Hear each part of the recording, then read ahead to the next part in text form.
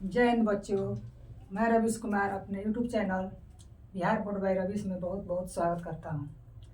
बच्चों, आज हम लोग अपने सेशन को आगे बढ़ाने वाले हैं और इसमें हम लोग पढ़ेंगे अवतल दर्पण सभी प्रतिबिंबों को एक साथ, यानी कि हम लोग जितने भी अवतल दर्पण से संबंधित जितने भी फैक्ट्स पढ़े हैं आज हम एक वीडियो में कवर करने का प्रयास करेंगे।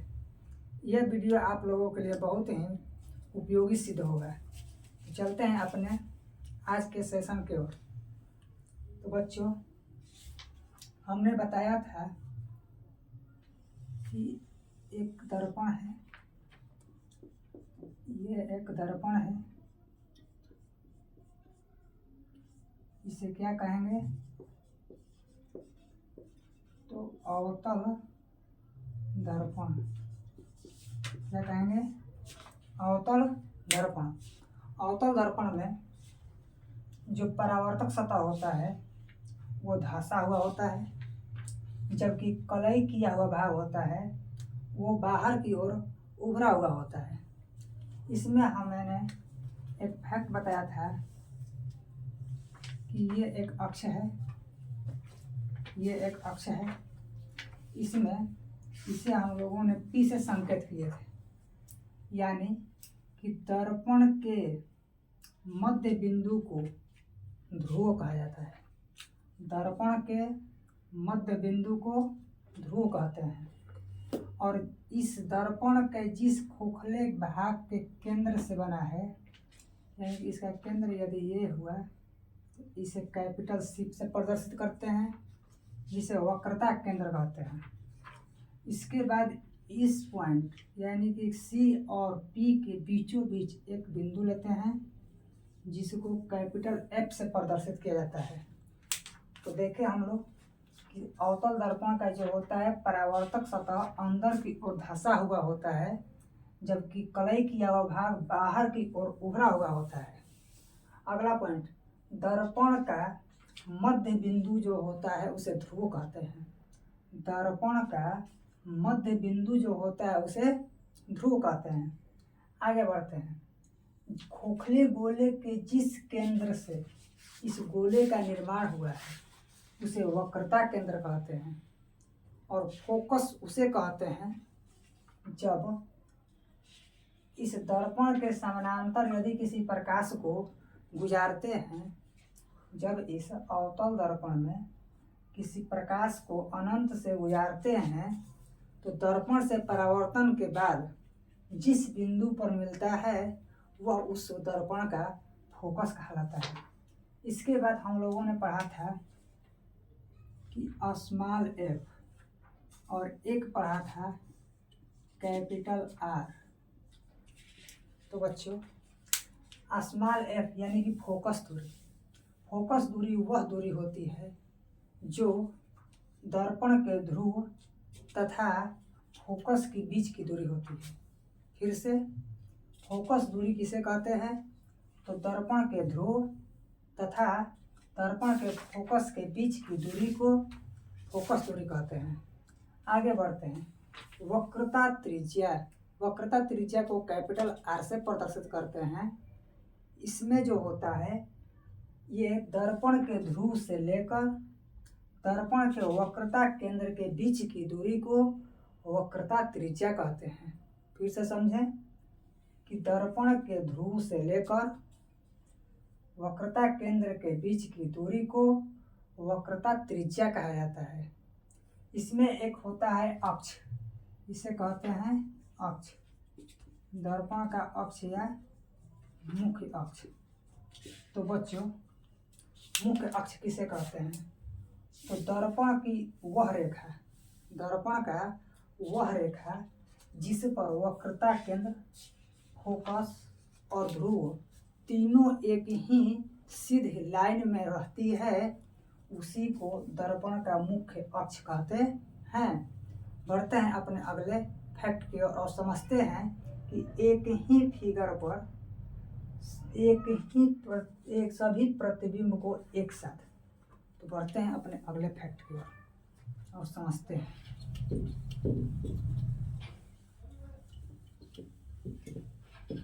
बच्चों आज का जो वीडियो है आप लोगों के लिए बहुत ही उपयोगी साबित होने वाला है। देखते हैं सभी 6 प्रतिबिंबों को एक साथ हम लोग निकालेंगे। तो एक अवतल दर्पण लेते हैं, एक अवतल दर्पण लेते हैं, ठीक। एक मुख्य अक्ष लेते हैं, इसे P, इसे F और इसे C, जबकि यहाँ पर अनंत। अवतल दर्पण में कितने स्थितियों को हम लोग दर्शाते हैं? तो 6 स्थिति को दर्शाते हैं। अवतल दर्पण में कितने कुल स्थितियों को दर्शाया जाता है? तो 6 स्थितियों को दर्शाया जाता है। पहला स्थिति, पहला वस्तु हम लोग रखते हैं कहाँ पर? अनंत पर। पहला वस्तु जो रखते हैं हम लोग अनंत पर। दूसरे वस्तु को जो रखते हैं हम लोग अनंत और वक्रता केंद्र के बीच। तीसरे वस्तु को हम लोग वक्रता केंद्र पर ही रखते हैं। तीसरे वस्तु को वक्रता केंद्र पर रखते हैं। चौथी वस्तु को वक्रता केंद्र तथा फोकस के बीच रखते हैं। वक्रता केंद्र तथा फोकस के बीच रखते हैं। अगला जो 5वां है इसको हम लोग फोकस पर रखते हैं, यानी कि फोकस पर रखते हैं। और 6वां जो स्थिति है वो फोकस और ध्रुव के बीच रखते हैं। फोकस और ध्रुव के बीच रखते हैं। तो बच्चों हम लोगों ने देखा कि अवतल दर्पण में 6 स्थितियां किस प्रकार वस्तु को रखा गया है, जिसमें पहला वस्तु अनंत पर, दूसरा वस्तु जो है अनंत और वक्रता केंद्र के बीच, तीसरी वस्तु जो है वक्रता केंद्र पर, चौथी वस्तु जो है वक्रता केंद्र और फोकस पर, 5वीं वस्तु है जो फोकस पर, 6वीं वस्तु जो है फोकस और ध्रुव के बीच है। बच्चों हम लोग इसके अगले पड़ाव की ओर बढ़ते हैं और समझते हैं कि किस वस्तु का प्रतिबिंब कहाँ पर बनता है। तो पहले वस्तु की ओर पहुँचते हैं। यदि कोई वस्तु अनंत पर हो, यदि कोई वस्तु अनंत पर हो तो उसका प्रतिबिंब जो होगा वह कहाँ पर बनेगा? तो फोकस पर बनता है। कहाँ पर बनेगा? फोकस पर बनता है। यानी कि पहली वस्तु अनंत पर है तो इसकी फोकस कहाँ हो जाएगी? इसकी फोकस पर प्रतिबिंब होगा। यहाँ पर हमने 1 का 1 लिखा है, यानी कि वस्तु ऊपर की तरफ है और नीचे की तरफ यहाँ पर प्रतिबिंब को दर्शाया गया है। ऊपर जो है वस्तु रखा गया है, जबकि नीचे की तरफ हम प्रतिबिंब को दर्शाएंगे। प्रतिबिंब, नीचे की तरफ प्रतिबिंब को। तो अनंत पर यदि वस्तु है तो इसका प्रतिबिंब कहाँ पर बनेगा? तो फोकस पर बनेगा, यानी कि पहला का यहाँ पर। अगला पढ़ते हैं, अनंत और C के बीच अगर रखते हैं, अनंत और C के बीच यदि रखते हैं तो हमने बताया था कि अनंत यदि अनंत हो तो F एक पॉइंट को पकड़ लेते हैं, यानी कि एक अनंत है तो इसका प्रतिबिंब के लिए एक F पकड़ेंगे और ये ज्यों का त्यों रहेगा, यानी कि दूसरा प्रतिबिंब जो है वो यहाँ पर प्राप्त होगी। दूसरी प्रतिबिंब जो है कहाँ पर प्राप्त होगा? तो फोकस और वक्रता केंद्र के बीच। यदि वस्तु अनंत और वक्रता केंद्र के बीच हो तो इस वस्तु का प्रतिबिंब वक्रता केंद्र तथा फोकस के बीच बनता है। आगे बढ़ते हैं तीसरे फैक्ट की ओर। यदि कोई वस्तु वक्रता केंद्र पर हो तो इसकी जो प्रतिबिंब बनती है वक्रता केंद्र पर ही बनती है। अवतल दर्पण में एक ऐसी स्थिति है जिसमें वस्तु की ऊंचाई जो होती है प्रतिबिंब की ऊंचाई के बराबर होती है, और यदि वस्तु को वक्रता केंद्र पर रखा जाए तो इसकी प्रतिबिंब भी वक्रता केंद्र पर ही प्राप्त होती है। आगे बढ़ते हैं। क्वेश्चन नंबर 4, यानी कि वस्तु को यहाँ चौथे पर रखे हैं, इसका प्रतिबिंब कहाँ पर बनेगा? तो वस्तु C और F के बीच है, तो F के बदले क्या लिया जाए? अनंत। तो F के बदले अनंत यहाँ पर है, यानी चौथे वस्तु जो है अगर, तो अनंत देखा जाए तो अनंत इधर है, यानी यदि वस्तु को C और F के बीच रखा जाए तो इसका प्रतिबिंब C और अनंत के बीच बनता है। कहाँ पर बनता है? C और अनंत के बीच बनता है, यानी कि 4 का 4। ठीक है, आगे बढ़ते हैं। यदि कोई वस्तु फोकस पर हो, यदि कोई वस्तु फोकस पर हो तो इसका प्रतिबिंब देखिए, फोकस पर है तो कहाँ पर? अनंत पर। तो फोकस पर है तो वस्तु का प्रतिबिंब कहाँ बन जाएगा? अनंत पर। ठीक है, अपने अगले फैक्ट की ओर बढ़ते हैं और देखते हैं कि वस्तु 6 की स्थिति कहाँ पर है और उसका प्रतिबिंब कहाँ पर बनेगा। तो 6वीं स्थिति जो वस्तु है वह F और P के बीच है।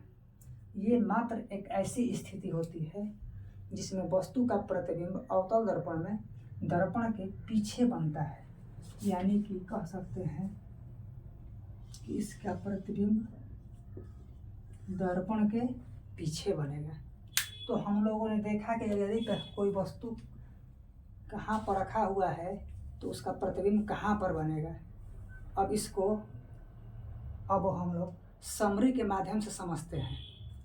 तो पहला, यदि कोई वस्तु अनंत पर है तो उसका प्रतिबिंब फोकस पर बनता है। दर्पण के सामने है तो वास्तविक और उल्टा होगा और वस्तु से बहुत ही छोटा होगा। पहला हो गया। यदि कोई वस्तु अनंत पर है तो इसका प्रतिबिंब फोकस पर बनेगा, यानी प्रकृति जो होगी वास्तविक और उल्टी होगी तथा प्रतिबिंब का जो आकार होगा वस्तु के आकार से बहुत ही छोटा, यानी बिंदुवत होती है। आगे बढ़ते हैं दूसरे की ओर। यदि वस्तु को अनंत और C के बीच रखते हैं तो इसका प्रतिबिंब C और F के बीच बनता है। इस स्थिति में भी वस्तु का प्रकृति जो होती है वास्तविक और उल्टी होती है, क्योंकि यहाँ पर सभी वस्तुएं जो हैं दर्पण के सामने हैं, इसलिए वास्तविक और उल्टा होगा।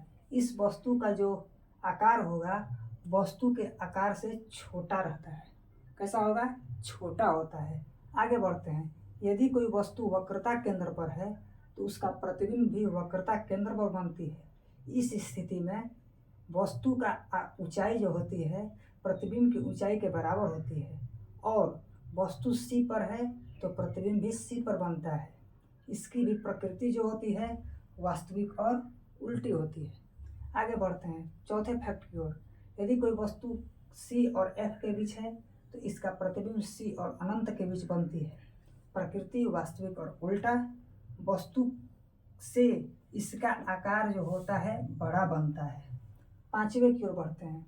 यदि कोई वस्तु F पर हो तो उसकी प्रतिबिंब अनंत पर बनती है तथा दर्पण के सामने होने के कारण इसका भी प्रकृति जो है वास्तविक और उल्टा होगा तथा इसका आकार जो होगा वस्तु के आकार से बहुत बड़ा प्राप्त होता है।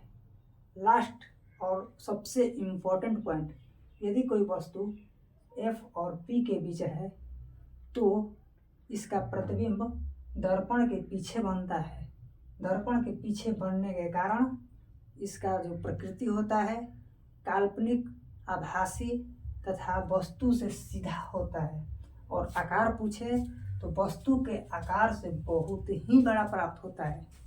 तो बच्चों, हम लोगों ने इस तरह देखा कि आज हम लोग अवतल दर्पण से संबंधित सभी फैक्टों को बहुत ही आसानी से आप लोगों को फिगर से समझाए।